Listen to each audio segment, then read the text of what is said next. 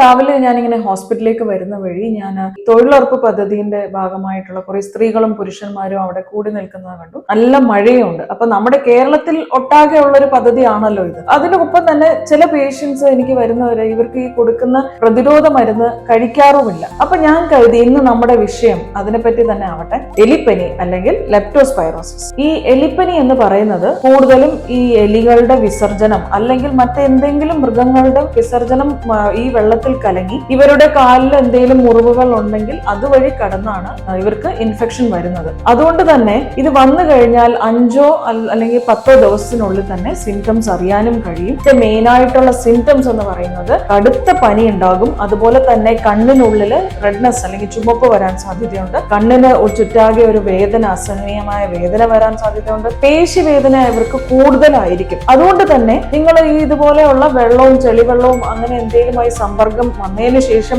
ആണ് നിങ്ങൾക്ക് പനി വരുന്നതെങ്കിൽ ഉറപ്പായും നിങ്ങൾ സ്വയം പനി ചികിത്സിക്കാതെ നിങ്ങൾ അടുത്തുള്ള ഡോക്ടറെ കൺസൾട്ട് ചെയ്യേണ്ടത് വളരെ അത്യാവശ്യം. കാരണം എന്ന് പറഞ്ഞാൽ നമ്മൾ ഈ എലിപ്പനിക്ക് ഇപ്പൊ പണ്ടത്തെ പോലെയല്ല, നമുക്ക് സ്പെസിഫിക് ആയിട്ടുള്ള ചികിത്സയുണ്ട്. അത് നേരത്തെ കണ്ടെത്തി കഴിഞ്ഞാൽ നമ്മൾക്കത് ട്രീറ്റബിളും ആണ്. ചികിത്സിച്ചില്ല, നിങ്ങൾ ഹോസ്പിറ്റലിൽ എത്താൻ വൈകി കഴിഞ്ഞാൽ ഇതൊരു മൾട്ടി ഓർഗൻ ഡിസീസ് ആണ്. അതായത് നിങ്ങളുടെ ലിവർ, ഹാർട്ട്, കിഡ്നി, ലങ്സ് ഇതിനെല്ലാം ഒരുമിച്ചായിരിക്കും അഫക്ട് ചെയ്യുക. അത് ഒരാളുടെ ജീവന് തന്നെ ആപത്താവാനും സാധ്യതയുണ്ട്. നമ്മൾ ചെറിയ പനി വന്നാലും നിസ്സാരമായി കരുതരുത്. മാക്സിമം നമ്മൾ മുൻകരുതൽ എടുക്കേണ്ടത് ആവശ്യമാണ്. അതുകൊണ്ട് തന്നെ ഈ ഒരു വീഡിയോ ഹെൽപ്ഫുൾ ആയെങ്കിൽ മാക്സിമം പേരിലേക്ക് ഇത് നിങ്ങൾ എത്തിക്കുക.